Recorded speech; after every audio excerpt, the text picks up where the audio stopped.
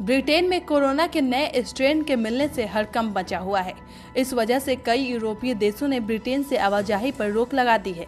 इसी कड़ी में भारत सरकार ने भी ब्रिटेन से आने वाली फ्लाइट्स पर 31 दिसंबर तक रोक लगा दी है।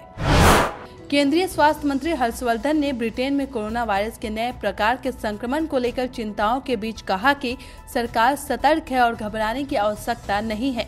हर्षवर्धन ने कहा कि सरकार ने पिछले 1 साल में हर वह काम किया है जो कोरोना से निपटने के लिए महत्वपूर्ण था। किसानों का विरोध प्रदर्शन लगातार जारी है। तमिलनाडु के किसानों ने गाजीपुर सीमा पर सोमवार को ऐलान किया कि वो और उनके साथी तमिलनाडु से दिल्ली तक ट्रैक्टर रैली निकालेंगे। दूसरी ओर सरकार ने भी किसानों के सामने फिर से बातचीत का प्रस्ताव रखा है। बातचीत को लेकर सरकार द्वारा दिए गए प्रस्ताव पर किसान नेता हनन मुल्ला का कहना है कि सरकार सिर्फ दिखावा कर रही है, हर बैठक में अपना ही एजेंडा थोप रही है। किसानों के एजेंडे पर कोई चर्चा नहीं हो रही है।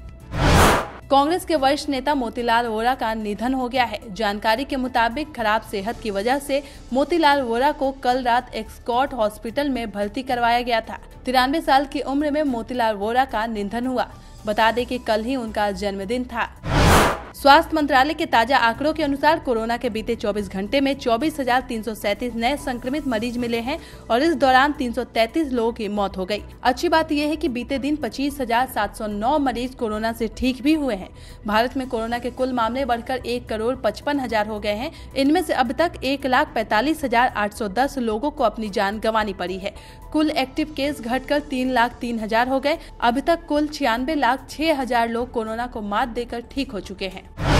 झारखंड में पिछले 24 घंटों में कोरोना वायरस संक्रमण से किसी की मौत नहीं हुई है, जिससे राज्य में संक्रमण से मरने वालों की संख्या 1010 पर स्थिर रही, जबकि 172 नए मामले सामने आए, जिन्हें मिलाकर राज्य में कोरोना संक्रमितों की कुल संख्या अब बढ़कर 1,13,025 हो गई है। इसके साथ ही राज्य में 1,10,307 मरीज ठीक हो चुके हैं। वहीं 1,708 कोरोना मरीजों का इलाज अभी भी चल रहा है।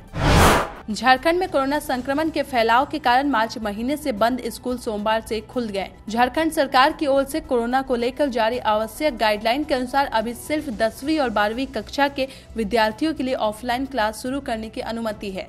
करीब 9 महीने के बाद सोमवार सुबह से ही इन स्कूलों में रौनक देखने को मिली। सोशल डिस्टेंसिंग, सैनिटाइजर और मास्क समेत अन्य आवश्यक दिशा निर्देश को लेकर स्कूल प्रबंधन की ओर से व्यापक इंतजाम किए गए हैं। झारखंड के खूंटी जिले में आज सोमवार को नक्सलियों के खिलाफ पुलिस को बड़ी सफलता हाथ लगी है। पुलिस नक्सली मुठभेड़ में PLFI का जोनल कमांडर जीदन गुड़िया ढेर हो गया। इस पर 15 लाख का इनाम था। इसके साथ ही PLFI के 2-3 सदस्यों को गोली लगने की खबर है। इसे बड़ी सफलता मानी जा रही है। देश की राजधानी दिल्ली में आज सुबह कोहरा देखने को मिला है। कोहरे के कारण विजिबिलिटी में भी कमी दर्ज की गई है। मौसम विभाग का कहना है कि दिल्ली में अगले 5 से 6 दिन तक न्यूनतम तापमान करीब 5 डिग्री सेल्सियस तक रहने की संभावना है। इसके अलावा बादल छाए रहेंगे और हल्का फॉग बना रहेगा। बता दें कि दिल्ली में रविवार को न्यूनतम तापमान 3.4 डिग्री सेल्सियस रिकॉर्ड किया गया। ये अब तक की सबसे सर्द सुबह रही। मौसम विभाग के अनुसार 24 दिसंबर तक पंजाब, हरियाणा, चंडीगढ़, पश्चिम उत्तर प्रदेश और उत्तरी राजस्थान में शीतलहर और बढ़ जाएगी। झारखंड की राजधानी रांची समेत पूरे राज्य में कड़ाके की ठंड पड़ रही है। पिछले 1 सप्ताह से रांची में हाड़ कपाने वाली ठंड जारी है। राज्य के दूसरे जिलों का भी ऐसा ही हाल है।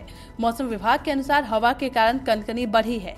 इन सर्द हवाओं का असर गढ़वा, पलामू, चतरा, कोडरमा, हजारीबाग, गिरिडीह, धनबाद और रांची में सबसे ज्यादा देखने को मिल रहा है।